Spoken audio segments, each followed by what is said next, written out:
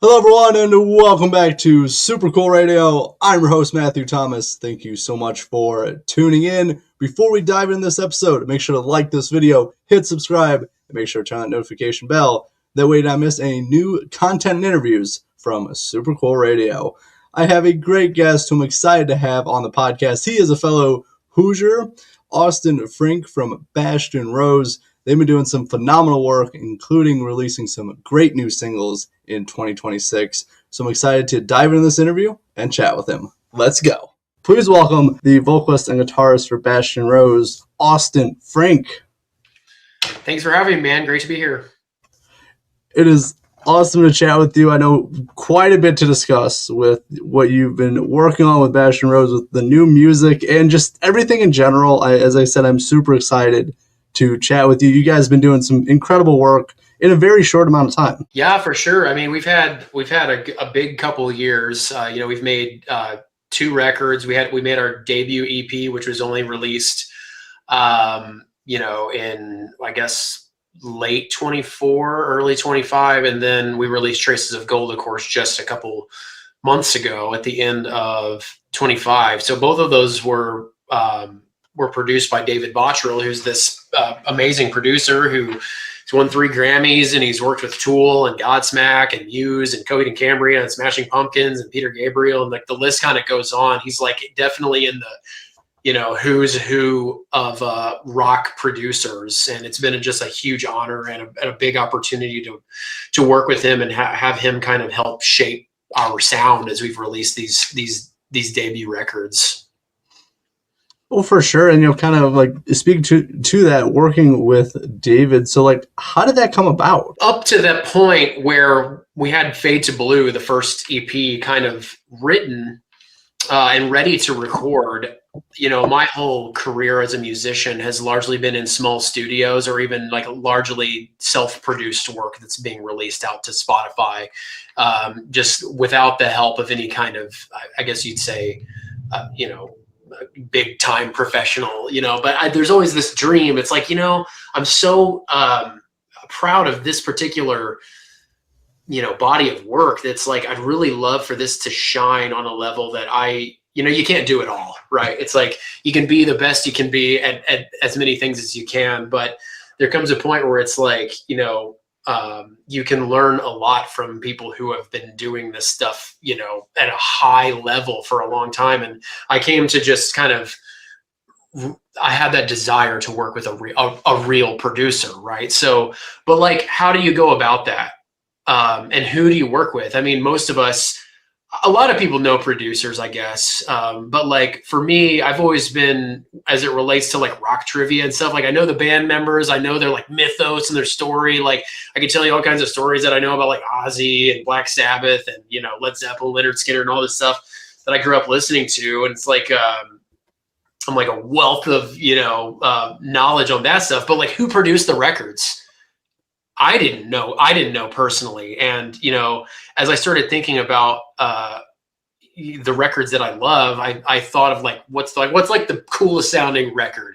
It's like one of them was Lateralis, Tool, in my mind. And I also like through happenstance discovered this other band named Crownlands that's kind of new. They're Canadian, and they kept popping up in my like recommended radio, stuff in Spotify.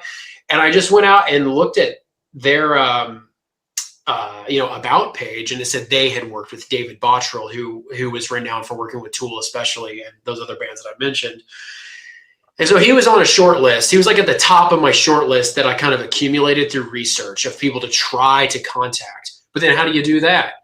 I was able to find contact information for a number of the ones that I found, and I reached out to him first, actually. I found the email address of his manager and sent a demo of a song that was ultimately ended up on the Fade to Blue EP. It's called Coming For You. It's this like kind of dark, sort of bluesy, but progressive. I always think it kind of sounds almost like a cross between like Audio Slave and The Doors or something like that. But I sent him that demo, and several weeks went by. And in this business, like I've been doing this stuff for long enough to like not expect anybody to call me back about anything ever. You know, it's like you don't expect it. It's you have to keep reaching out to people if you want like cool stuff to continue happening occasionally, but you shouldn't get your hopes up about any one thing. Like just keep talking to people, keep doing stuff, just stay active and keep having fun with it. And that is the better mentality than like getting too hung up on any one potential lead. So, you know, several weeks went by and I was like, that's never going to happen. Like, I'm never going to hear from him. But his manager did end up getting back to me saying that he had listened to the demo and loved it and would be happy to like have a conversation at least about working together. So at that point I was like, oh, you know, I was elated. You know, it's like already that was an accomplishment to me, just like getting that, you know, validation that he would even want to work with this group on this music. And so I had a long conversation with him. We just met over Zoom. He's based in Toronto and we're in Bloomington, of course. So like we just started off with a Zoom call and we just hit it off right away. Like we had really good chemistry. He is super smart, really knows his stuff. And, you know, he had a lot of questions about the music and the band. And, you know, he asked for a list of demos basically. Right. Like, so like a Dropbox for me to put together like all of our demos so he could like, kind of go through it and help us craft like what would be a good body of work for our debut.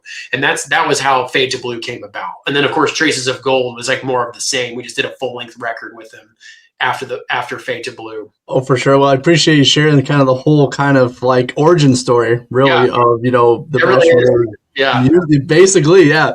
But it's, you know, David is, you know, I've talked to other people who've either like, you know, who've either met him, interviewed him, you know, and he's like, as you said, incredibly smart and just such a nice guy with everything. Yeah. You know, he's incredibly personal with everything. So I'm kind of curious. So like working with him for, I believe he's worked on every Bastion Rose release. Is that correct? Yeah, that's right. Yeah.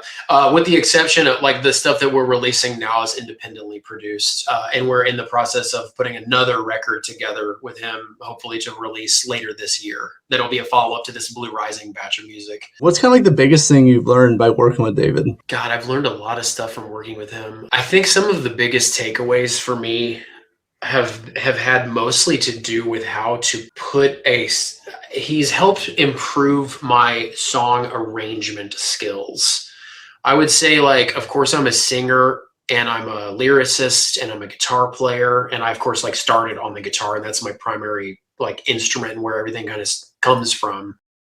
But mostly I think what I've been striving towards forever is songwriting, just being a better songwriter. So part of that has to do with arranging the song, like from beginning to end, you know, through all the parts and keeping things interesting, you know, looking for kind of the weak spots and strengthening them. Or like if something's a little too long, how can we like bring that out in a way that is more like a come to Jesus moment where I could have been bored. You know, it's like I'm getting bored as a listener, but like bring the listener back. And he's really good at finding ways to like enhance the song in ways that it might need, like blind spots, I guess you'd say, finding blind spots and kind of offering his 2 cents and then to take it to that next level. So some of those, you know, I can tell a couple anecdotes. For example, in our first EP, there's a song called Halo Devil. And in the middle of the song, there's a solo section after the second chorus. And the progression was pretty much the same as the chorus progression when the demo was kind of shown to him. And when he came back, you know, after, you know, listening to all the demos, we decided on that one as a strong candidate for the EP. You know, he did a deep dive on, you know, learning the song arrangement, learning the structure, learning the progression, the lyrics, all this stuff. And he said, you know, this solo is cool. But what about this chord progression to underlie the melody? And it was more, there were more chords, right? It wasn't just like a vamp on the same like chord progression that we'd heard in the chorus. It's a pretty simple idea, but he had like a specific progression. And since he's a pianist, I think he has like he has an arranger's mentality as well, where he's like thinking he's very good at chord voicings under melodies. So I have, by extension, I think like become better at that specifically. And it's just let all of my subsequent arrangements like benefit from that lesson, you know? So I find myself writing longer progressions under solos, or I find myself even under choruses, you know? He talks a lot about block writing too. Like for me as a guitar player, a lot of stuff starts with a riff, not just a guitar player, but like a guitar player that like worships Tony Iommi. You know, it's like Black Sabbath and like riff rock. I like riffs, like really potent riffs. Sometimes really simple riffs. But like when you break down, when you like look at a song, even if it's made of riffs, you can still like abstract that out to, you know, like the scale degrees per bar. And so you're thinking of things in terms like this is the 1, this is the 4, this is the 5. So if you're just vamping on one riff for a long time, that's like a really cool riff, you might just be on the 1, the 1, the 1, the 1. And that's what I mean by block writing. And he's really good at seeing that type of like conceptualization of a song and then helping to change the block, add another block here. What if your riff, you know, transposed up to this chord to give it a new, give your ear something new to kind of hook onto, and, you know, just taking those lessons into the songwriting practice moving forward has been like a huge benefit from working with him. And I will say, like, moving from Fade to Blue to Traces of Gold, he didn't have nearly as many production notes.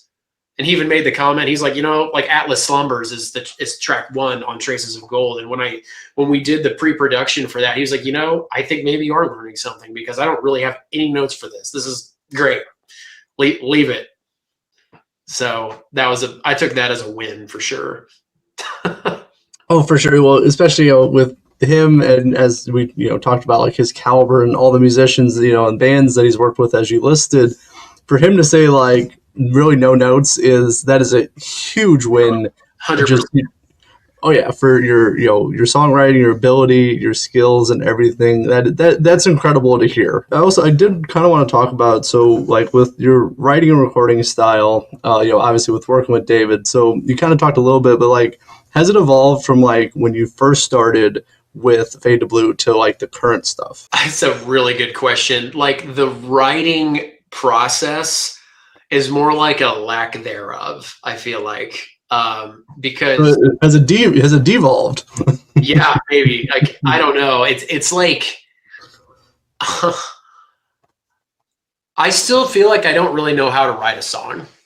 Like every time I write a song, it feels like the first time I have ever written a song. And I never feel like you know, like, oh, this is going to be easy, or like, oh, I can see the whole picture quickly. It's like almost never happens that way. It's like you've got some nugget that you think is cool. Maybe it's a riff, maybe it's a vocal line, maybe it's a concept. Like, just like I want to write a song about this cool thing. And wherever you start from, you're like backfilling and trying to ornament that core idea with other things. And one thing that I do a lot is I demo really quickly and really often. So I will take, you know, like voice memos, for example, on my phone, you know, all the time of me just like playing here in my home studio, just through my amp, right, with a loop pedal, because I like to layer things. I probably noticed that in the whole catalog, there's like a lot of like interlocked guitar parts and things of that nature. All that happens by kind of because of the involvement of the loop pedal in my writing process. It's like how I think about things. And I've been doing that forever, using that as like a initial writing tool. I'll have this huge pile of random, you know, guitar parts and like half finished things. And ultimately I want to draw on that stuff. Like, you know, I recorded it for a reason. In the moment when I recorded it, it's like, I like this. I don't want to forget it. I want it to be like in my back pocket someday. So a lot of times if I find myself like, okay, cool, I have this cool chorus, I have this cool riff, I try to like scan my memory to the best of my ability. It's like, does this go with anything else that I've already done? Like little pieces. And then it becomes kind of almost like a collage of work. And sometimes that ends up encapsulating years of work. You know, it's like you might say like, I wrote this song in a month, but really the work that underlies the one, you know, 4-minute song might span 10 years because one of the riffs you wrote when you were a kid, you know. So it's hard to say, you know, how do you write a song? That definitely is a big part of my process, is just the organic collection of a lot of ideas. And then you're moving into like the arrangement using like these different pieces of ideas. And I know that, John Lennon talked about doing a similar thing. He had like thousands and thousands and thousands of these little like tape recordings that he had, and he would like listen to them. And I do the same thing to try to piece things together for sure. And it's kind of overwhelming sometimes because you feel like you might be missing out. It's like every time I sit down to come up to play, I'll come up with at least one thing that I want to keep for something, for a rainy day. And it's like, I won't live long enough for all of that stuff to be realized. And that's kind of haunting as an idea, but I feel pressure to get as many of them out as I can. I never really thought and that's like not just with music, that's just like art or, content creation or just like anything is like, I have so many stuff, on my computer, my notebooks or whatever that like, it would be cool one day if this came to fruition, but like, that's a very good point of, not everything, every idea everyone has is going to make it to the final stage. Yeah. And it might even be a great idea. What if it's your best idea you ever had? You just don't know. I guess that's the one paradox of life. Don't worry. Yeah, it keeps the fire kind of under your ass to keep moving forward. But you know what? I think everybody has good ideas. It's just like not everybody, I think, has the patience or the vision or the discipline to execute. I think that's kind of what separates people that produce things from people who don't. I don't think it's the having of good ideas. I truly believe that like every single person has great ideas, probably every single day. It's just like, which ones do you execute on and how long can you hang in there until like the full execution? Because you're going to go through a phase where it just sucks. Like you forget why you even started. That happens to me all the time, but that happened to me fairly recently with what I've been doing of like, if it ever reaches a point for me, like that's just not fun, then to me, it's not worth doing. Yeah. And I was definitely like getting close to there where it just like, it was like, oh, I feel like it felt like work. Like, oh, I have to do this or, oh, I gotta, edit this or I have to do my research on this. And, sometime, but once you like step back and go, well, this is fun. And this is why I started it. And, like I get to, interview and meet new people and, of bands that I like, that's the fun part of it. Yes, there's a lot of work that goes on in it, but to me, if it's not the reason that you started it and you're just doing it to either just like fulfill like, oh, well, this person said I have to, I have this commitment to this person, so I got to fulfill this, then it kind of just loses why you started. Yeah. And I think that's just burnout, and we're all, it's like, you don't want to miss out on opportunities. You don't want to just say no to things. You want to say yes to things. I think that just saying yes to things like for too long is what leads to burnout. Oftentimes it's just like, and you might even just be saying yes to yourself. It's like, I want to do this. And so I'm going to follow through with this. And then it just takes a long time and you get burnt out. And it's like, how do we come up with ways to like identify that and, give ourselves time to breathe. Cause I know that like, I'm a little bit burnout right now, honestly. It's like we've been quite on music, honestly. Like, it's like we've been pretty prolific for, a couple years now, like releasing, and we have a bunch of releases planned this year. And I am still excited. I'm not like super burnout, but like when I think like I have a process where I come in here like every day or, most days, and I just play or I write or I make demos, I arrange. And lately I'm like, man, I kind of just want to like go for a walk or read a book or something. But there's also a piece of my brain that's like, you're just being lazy. Why don't you get in there and do something? But you need the rest. And I know that logically because you need to get out and have life experiences to inform your art. It's not just about like producing all the time, but there is that instinct to like never stop working. You can never stop climbing, never stop growing. And that's cool too. I don't know. It's like, life's just complicated, man. There's a lot to think about. Oh yeah. I've definitely this is so funny. It's just so like relatable to what's been going on in my life, like the last couple months of just everything. And yes, life is as I've really found out, it's super complicated, and I don't know, at least for me, it just seems like it keeps getting more and more complicated every year. Like there's always more things that keep getting added on. I'm like, okay, so how do we get here? And like, I don't even know you. Why are you asking me for this? You know, like that. Yeah. But it is important because I know for me, when I at least first started, like what I've been doing, I was like working like every day, and I was like, all right, I'm gonna make this work, and I got to do this. But now, like lately, I like to, and I still obviously do everything that I'm supposed to, but I like to do like a lot of other fun hobbies that I've kind of started. Like I've started to collect a lot of like wrestling action figures. I don't know why. I just started to dive. I had a lot when I was a kid, and now I've kind of, I gave some away, sold some, but now like I'm starting to rebuild my collection and just have fun with it. And that's kind of what's been taking my free time. Like obviously, I'm still doing everything, but I like to at least just indulge in some more like hobbies and just have some more like free time. That way it's not just constantly feeling like work and pressure. Totally. Yeah, absolutely. And I think you run the risk of being like a one-dimensional person if you focus too much on one thing. Like there's so much to experience, and it all kind of informs the other things you're doing, right? Like I'm a pretty big reader, and I love to travel and love movies, like, and fiction in general, like stories, all forms of storytelling. If it's just like a really killer story that just like moves you, brings you to tears, so inspirational. Like it's at the far end of that spectrum is like the movie Interstellar. Have you ever seen Interstellar? Don't say no. Oh my God, go tonight, watch Interstellar. You'll be moved to your very core. I assure you. But like, that's not musical, but like when I watch something that is so like powerful, like a movie, like, or read something that's super powerful like that, it's like makes me want to be creative. So it's like, it's not like really like, it's almost like you're not taking a break by investigating other facets of life. It's just, you're putting gas in the tank.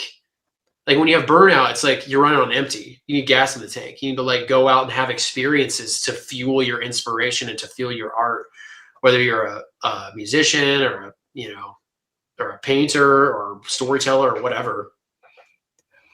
Oh, for sure. Well, and also kind of going along with that, like at least that I've found, like if you're just doing the same thing every day, that you have like the same kind of set routine of you do everything the same every day, then to me, I find it easier to get burned out because you're just doing there's no like kind of just variety going on. I'm not saying change your whole schedule, but at least if you start to do different things or start to add different things, then to me, like that's where inspiration really hits me, is when you're doing different things and you're not thinking about it. Because if you force yourself to think about something, like at least for me, then I can't come up with an idea. But if you take a break and start doing other things, that's where I like, oh, I got all my ideas now. Totally. Like just go for a walk, I mean, that is like, that really helps to kind of, if you have anything that resembles like a block, like a creative block, going for a walk can just be like exactly what you need to shake loose of whatever is holding you back. Oh, for sure. Now, I do want to talk about, because we've had a really deep conversation with everything about, we're talking about like the life's, kind of, complexities and everything. Yeah. I appreciate it. I really do. Man. That's what I think about all the time. That's like what powers the lyrics, and like, just, that's the personal aspect of the whole thing. It's like, we're not really writing songs about like rock and roll. We don't write songs about writing songs. Write songs about like really kind of heavy topics, I guess you'd say, for the most part. No, I definitely, this is, definitely not unexpected by me. Just based on, kind of previous interviews with you and the music, I knew what I was in store for, and I'm here for it. Yeah. But I do want to highlight, before we get lost in, everything, I do want to highlight, so Bones and Dust, currently, 2 singles out right now. So if anyone they haven't listened to it yet, what can they expect? It's like, it's more of the same in terms of like the songwriting mentality. I would say if you're familiar with like Fade to Blue and Traces of Gold, these represent I'd say that I would characterize them as a little more laid back in intensity, and the body of work that we're releasing now is actually from an older catalog. Maybe you might know this, like if you've dug very deep into our kind of history. But Bastion Rose used to be called Blue Rising, and we played in the Bloomington area, real local band, hometown hero kind of thing, and we had a lot of songs that we really liked, and basically a handful of these have been revitalized, remastered, and are being released under the Bastion Rose umbrella. And we play them live. It's been part of our story, the Bastion Rose story from the beginning. But this is like a formally bringing them into recorded format and like making them, and that's why the record's called Blue Rising. So Bones is like one of the songs that I probably wrote it, I had the first, kind of inkling of an idea of it like 10 years ago, probably. And it's been in my heart for a long time. And it's been part like a staple. Dust and Bones both have been a staple of the live show for a long time. But Bones is heavy, man. Like all of this music is like probably venturing more into the like, I don't want to say new metal, but it's like more aggressive than what I would say is like, I think, blues driven progressive rock. That I think that like Fade to Blue and Traces of Gold remind me more of like Black Sabbath and like Led Zeppelin, Soundgarden, like these like kind of classic metal bands or alternative metal, like hard rock. And then this is just a one step up, like kicking it up in intensity and probably progressiveness a little bit, but the common thread is certainly there. So I'm kind of curious, so kind of going along with that, these songs, have been a staple of the live show and stuff. So now being recorded, so how has it been to kind of like revisit these songs in a studio setting now? Yeah, so it's interesting. It's like some of the recording is actually from a while ago. It's just like stuff that was in like various stages, and that kind of applies to some of these others too. Like sometimes your demo recording was so good that you just keep it in the final version. It just gets mixed well by David, and like things become like very professional sounding. But like, all these songs never really got their day in the sun in terms of like being in a professional recorded setting. And it's been awesome to spend so much time with them, like kind of like picking apart all the parts that are there, like, because it's very involved music from an instrumentation perspective. Like there's nothing phoned in from any of the instrumentalists. Like every guitar part, every bass part, all the drums, like everything is like cranked up to 11. Everybody cares a lot. All the instrumentalists care a lot. Nobody's like phoning it in. So being able to revisit that and record in a recorded setting and getting that like high fidelity clarity and just like making sure all of the instruments have their space has just been like really exciting to kind of revisit, I guess, or even maybe hear for the first time, honestly, like really truly hear for the first time, because it's the first time I've ever really heard these songs like in this way. And it kind of makes me like proud of us and proud of myself for like having come up with some of this stuff a long time ago. It's like, damn, right on. We've been doing cool stuff for a while.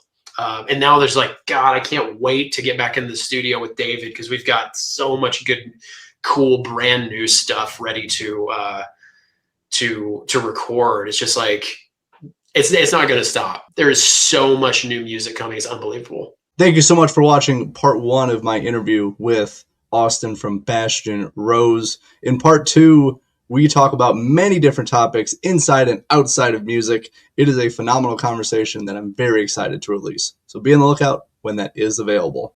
But thank you so much for watching this episode of Super Cool Radio. And remember, stay frosty.